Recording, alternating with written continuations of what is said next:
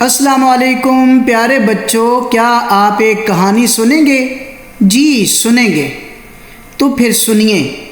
ایک دفعہ کا ذکر ہے کہ ایک بندر رات کے وقت گھوم رہا تھا۔ اسے سردی لگی ہوئی تھی، تو اس نے سوچا کہ میں کہیں سے لکڑیاں جمع کر کے ان میں آگ جلاتا ہوں۔ اس نے لکڑیاں جمع کی اور آگ تلاش کرنے لگا، یہاں تک کہ اسے ایک جگنو نظر آیا۔ اس نے جگنو کو پکڑا اور ان لکڑیوں کے اندر رکھا اور زور زور سے پھونکے مارنے لگا۔ اس کا یہ خیال تھا کہ جگنو میں جو آگ جل رہی ہے اس سے لکڑیاں جو ہیں وہ روشن ہو جائیں گی، یوں آگ جلے گی اور میں اپنی سردی کو دور کر لوں گا۔ تو بچوں، آپ جانتے ہیں کہ اللہ نے جگنو میں ایک نور رکھا ہے جس سے روشنی نکلتی ہے، تو وہ بندر سمجھا کہ شاید یہ روشنی ہی آگ ہے، اس سے میں آگ جلاؤں گا اور اس سے فائدہ حاصل کروں گا۔ قریب ہی درخت پر ایک طوطا بیٹھا ہوا تھا۔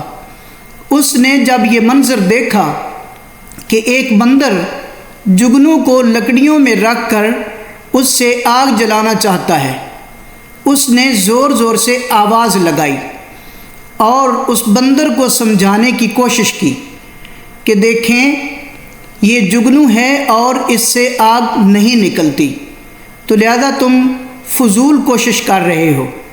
لیکن بندر جو ہے وہ اپنے کام میں مشغول رہا۔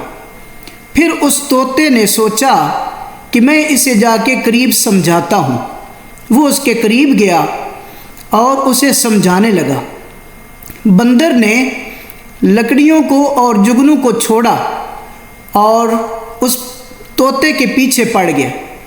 قریب تھا کہ اس طوطے کو وہ مار دیتا، لیکن طوطا تیزی سے اڑ گیا، یوں طوطے کی جان بچ گئی۔